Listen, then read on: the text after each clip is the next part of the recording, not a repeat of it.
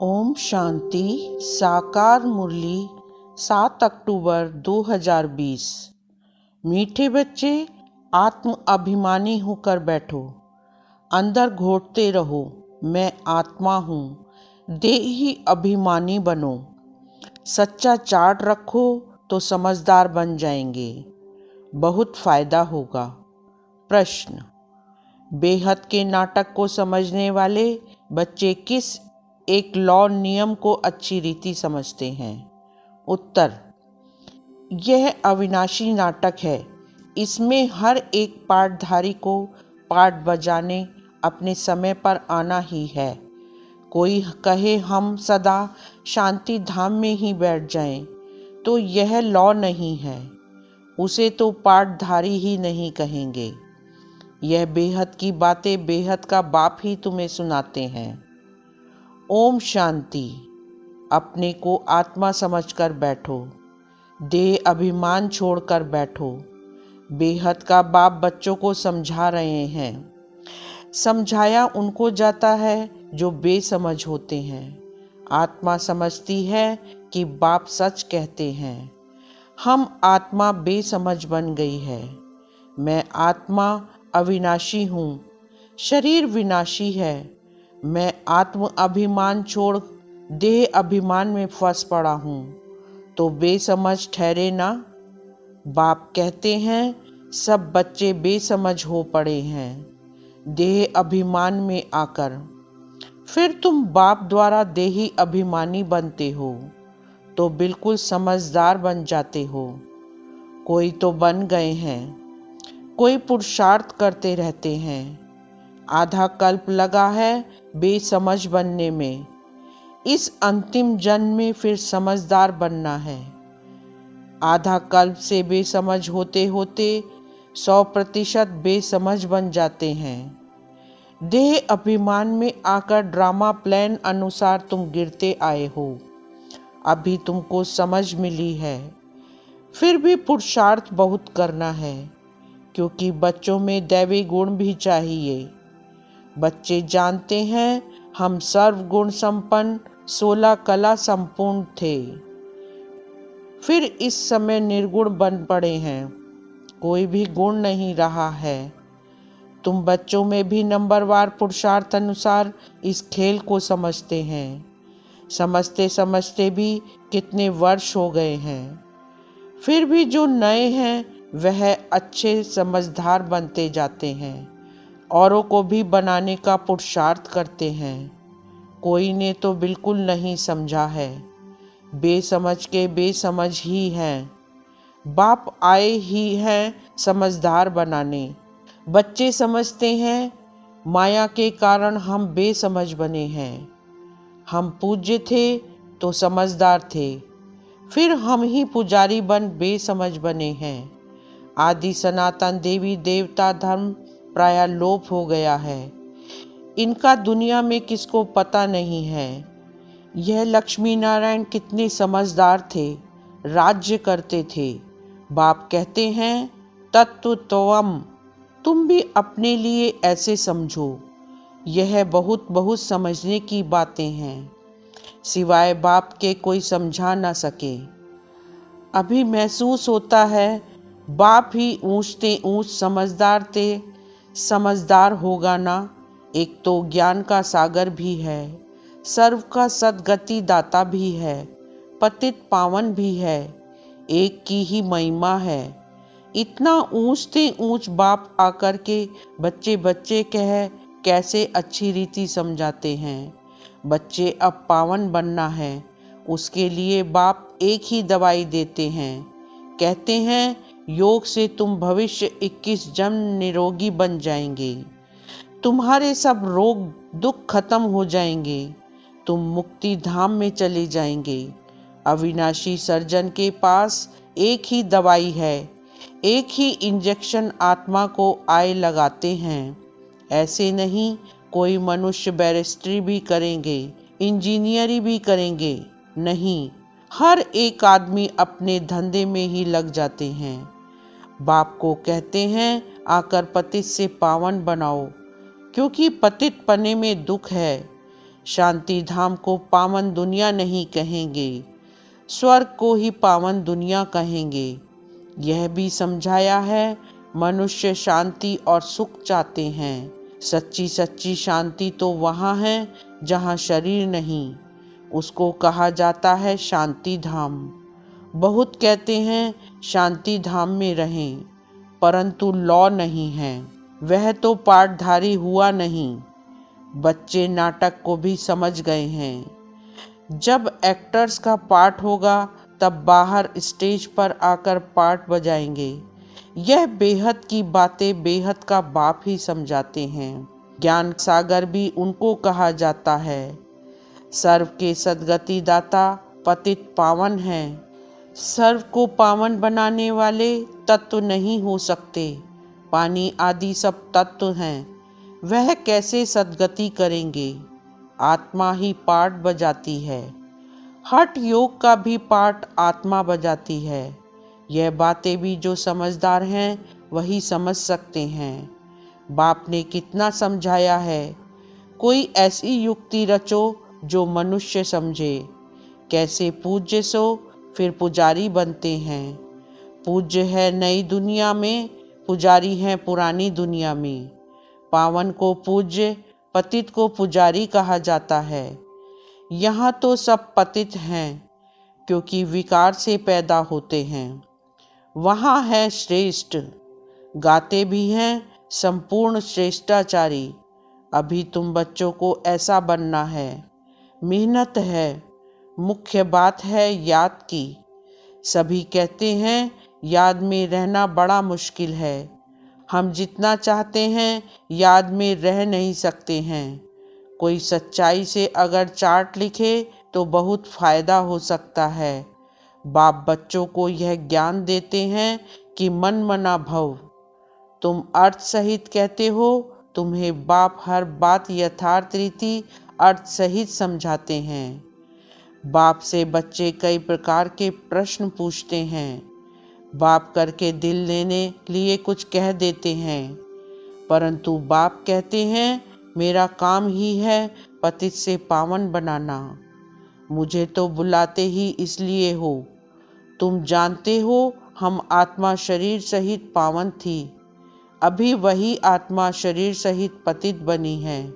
84 जन्मों का हिसाब है ना। तुम जानते हो अभी यह दुनिया कांटों का जंगल बन गई है।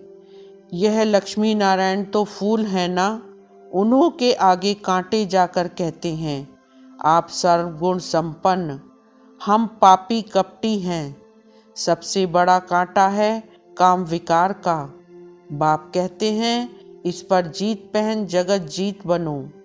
मनुष्य कहते हैं भगवान को कोई ना कोई रूप में आना है, भागीरथ पर विराजमान हो आना है। भगवान को आना ही है, पुरानी दुनिया को नया बनाने। नई दुनिया को सतो प्रधान, पुरानी को तमो प्रधान कहा जाता है। जबकि अभी पुरानी दुनिया है तो जरूर बाप को आना ही पड़े। बाप को ही रचयिता कहा जाता है। तुम बच्चों को कितना सहज समझाते हैं, कितनी खुशी होनी चाहिए। बाकी किसका कर्म भोग का हिसाब किताब है। कुछ भी है वह तो भोगना है। इसमें बाबा आशीर्वाद नहीं करते हैं। हमको बुलाते ही हो, बाबा आकर हमको वर्षा दो। बाबा से क्या वर्षा पाने चाहते हो? मुक्ति जीवन मुक्ति का। मुक्ति जीवन मुक्ति का दाता एक ही ज्ञान सागर बाप है, इसलिए उनको ज्ञान दाता कहा जाता है। भगवान ने ज्ञान दिया था, परंतु कब दिया, किसने दिया, यह किसको पता नहीं है। सारा मुझारा इसमें है। किसको ज्ञान दिया यह भी किसको पता नहीं है। अभी यह ब्रह्मा बैठे हैं, इनको मालूम पड़ा है कि हम सो नारायण था, फिर 84 जन्म भोगे। यह है नंबर 1 में। बाबा बतलाते हैं मेरी तो आँख ही खुल गई। तुम भी कहेंगे हमारी तो आँखें ही खुल गई। तीसरा नेत्र तो खुलता है ना। तुम कहेंगे हमको बाप का सृष्टि चक्र का पूरा ज्ञान मिल गया है। मैं जो हूँ जैसा हूँ, मेरी आंखें खुल गई हैं। कितना वंडर है। हम आत्मा फर्स्ट हैं और फिर हम अपने को देह समझ बैठे। आत्मा कहती है हम एक शरीर छोड़ दूसरा लेता हूँ, फिर भी हम अपने को आत्मा भूल देह अभिमानी बन जाते हैं। इसलिए अब तुमको पहले पहले यह समझ देता हूँ कि अपने को आत्मा समझ बैठो। अंदर में यह घोटते रहो कि मैं आत्मा हूँ।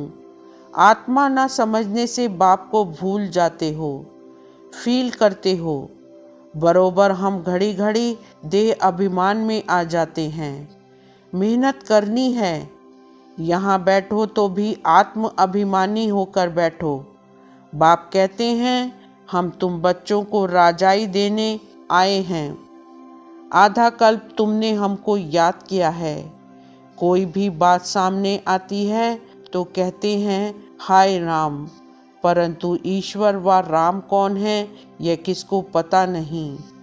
तुमको सिद्ध करना है। ज्ञान का सागर, पतित पावन, सर्व का सद्गति दाता, त्रिमूर्ति परमपिता परमात्मा शिव है।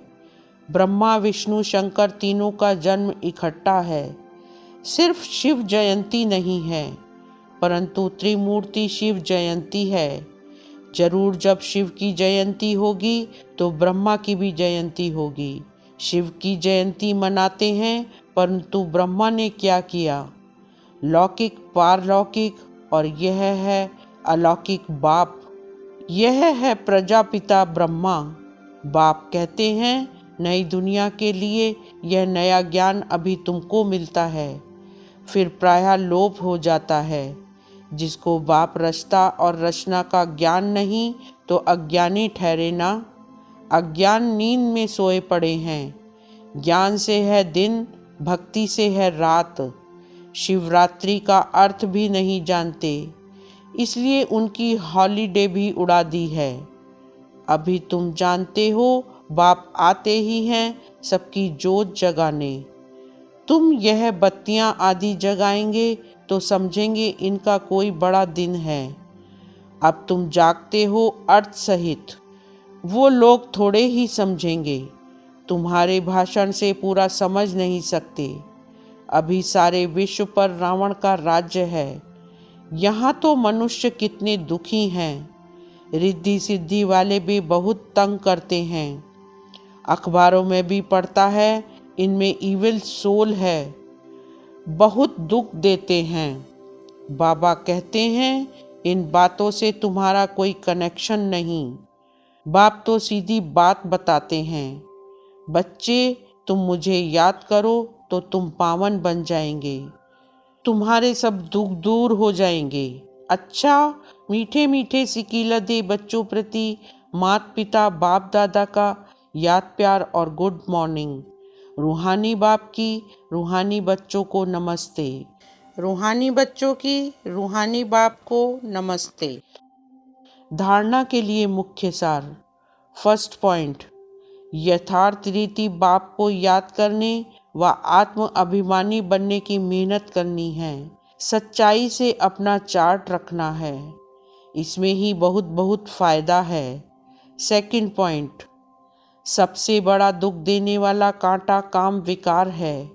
इस पर योग बल से विजय प्राप्त कर पतित से पावन बनना है। बाकी किन्हीं भी बातों से तुम्हारा कनेक्शन नहीं।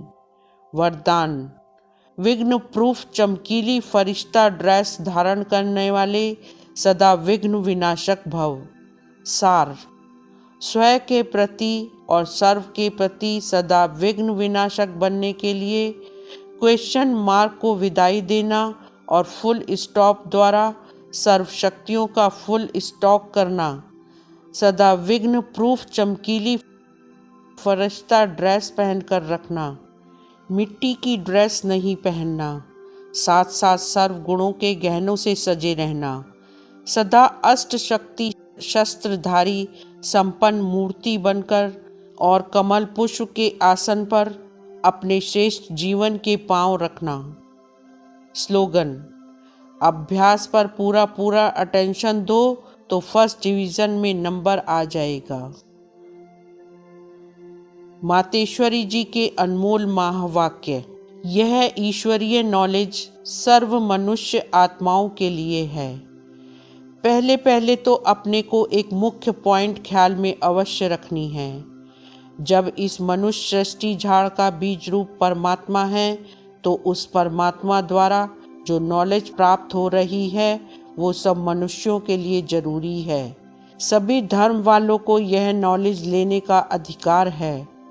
भल हर एक धर्म की नॉलेज अपनी अपनी है, हर एक का शास्त्र अपना अपना है, हर एक की मत अपनी अपनी है, हर एक का संस्कार अपना अपना है, लेकिन यह नॉलेज सबके लिए है। भल वो इस ज्ञान को ना भी उठा सके, हमारे घराने में भी ना आवे, परंतु सबका पिता होने कारण उनसे योग लगाने से फिर भी पवित्र अवश्य बनेंगे। इस पवित्रता के कारण अपने ही सेक्शन में पद अवश्य पाएंगे, क्योंकि योग को तो सभी मनुष्य मानते हैं।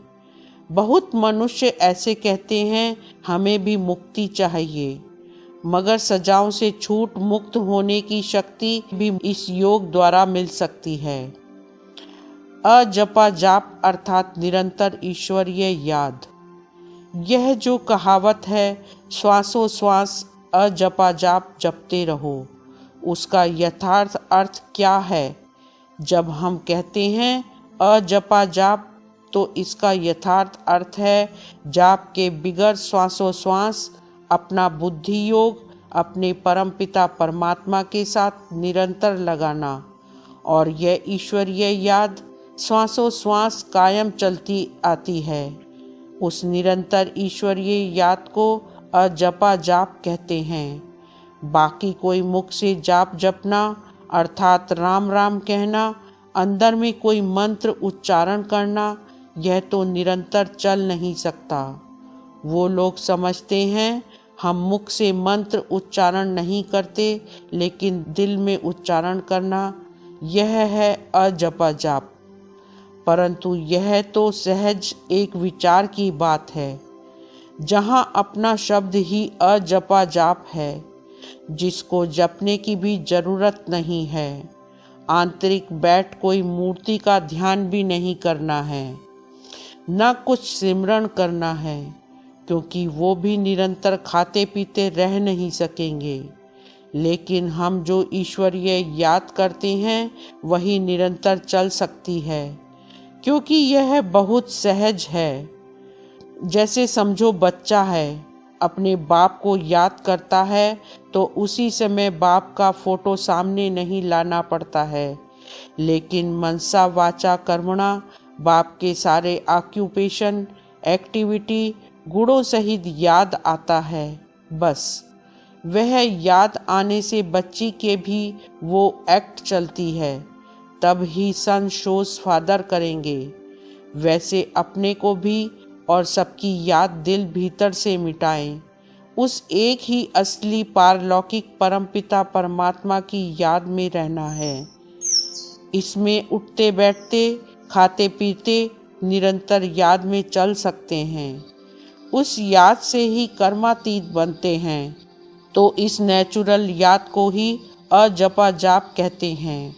अच्छा, ओम शांति।